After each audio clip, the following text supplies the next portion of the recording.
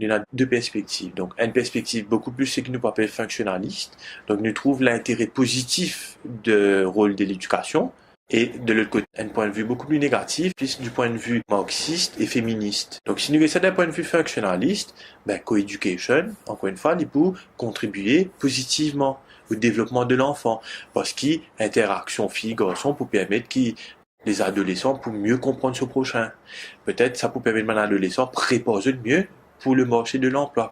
Donc de ce point de vue-là, c'est très bien. Maintenant, de le point de vue critique, par rapport marxiste, finalement, co-education n'est pas forcément important parce que de toute façon, l'école, ce rôle, c'est préparer les ouvriers pour demain. Donc l'école, quand je viens de l'école, encore une fois, c'est pour un garçon de fille, il est automatique qu'il mène l'école, je peux plus de discipline, supposément. Donc si nous voyons ça d'un point de vue marxiste, ça vient amplifier ça l'idée qu'ils étaient là de l'école, c'est-à-dire l'école est là pour préparer. Et de ça, il est fausse. À ce moment-là, qu'il y ait homme, femme, ça peut être plus pression en couleur man adolescent là, ça veut dire plus de discipline qui finalement, quand tu es sur le marché de l'emploi, c'est fini comme est conditionné à respecter, à dire oui, à obéir, etc. Si nous regardons ça d'un point de vue féministe maintenant, dans le féminisme, il y en a beaucoup qui pour contre, il y en a beaucoup qui pour. Par exemple, vraiment, un féministe qui est vraiment assez radical dans de l'approche, c'est ça pour dire non. Qui fait bien partage la classe avec les garçons et filles.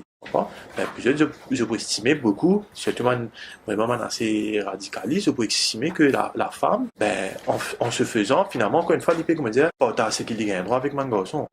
Mais d'un point de vue féministe en général, on pense que c'est quelque chose de très positif, parce que de toute façon, encore une fois, il peut permettre le développement de l'adolescent. Donc, le point positif en termes de co-education, c'est que il permet de développer certaines valeurs, parce qu'il nous connaît vraiment de l'époque là, je peux grandir, je peux découvrir de nouveaux affaires, mais co-education, c'est-à-dire dans un contexte très structuré, c'est-à-dire l'éducation formelle, il permet sa cohabitation garçons et filles là, qui est là depuis primaire, donc il continue dans le secondaire.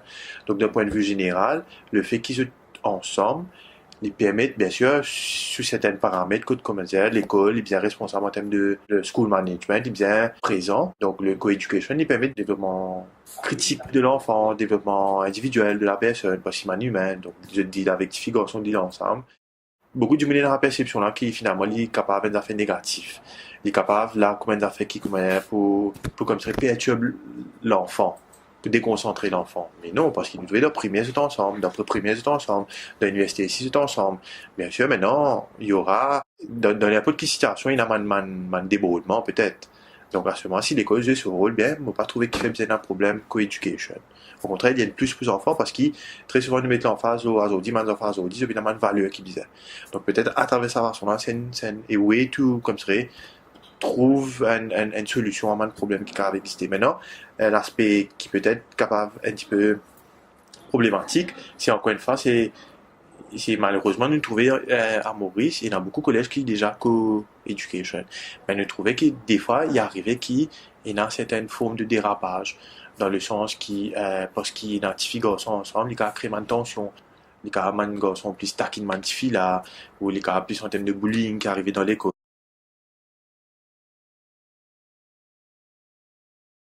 Nous trouvons que beaucoup l'école, beaucoup de parents, réticents, à titre d'exemple, nous trouvons que quand c'était un NGO intervenir, par exemple PILS, et dans certaines écoles, quand informe parents qui PILS pour venir à ce là, je préférais les enfants pas venir à l'école. Ou carrément, les enfants attendent haut, quand PILS finit faire son intervention, je retourne en classe. Donc nous trouvons que dans certains parents, ils sont embarrassés par certaines situations que les filles et garçons sont ensemble. Et dans beaucoup de collèges, je finis de dire qu'ils sont contre ce système-là. Qui fait parce que nous trouvons c'est un background de mon collège, là, il est capable relatif à cet aspect de la religion, il est relatif à cet aspect de l'histoire même de ça de l'école, là.